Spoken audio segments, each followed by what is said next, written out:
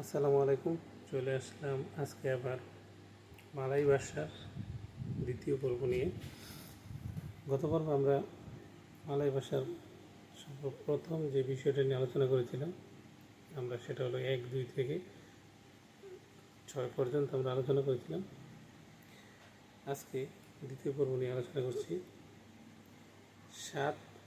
মালয় ভাষা এটাকে তুজু বলে, 8কে মালয় ভাষায় লাপ্পান বলে, 9কে মালয় ভাষায় তিনবিলান বলে, 10কে মালয় ভাষায় সিপুলু বলে।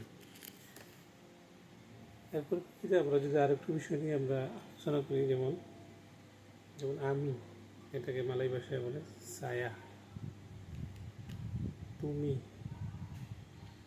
তুমিকে মালয় ভাষায় বলে আওয়া। তাকে মালয় ভাষায় বলা হয় দিয়া। মালয় ভাষা শেখার জন্য সহজ পদ্ধতি হচ্ছে, আপনি ভাষাগুলোকে সবসময় একটু একটু করে চর্চা করতে হবে। চর্চার মাধ্যমে এই ভাষাগুলো শেখা যায়। আমরা যদি আরেকটু বিষয় দেখি, যেমন সকাল, এটাকে বলে পাগি।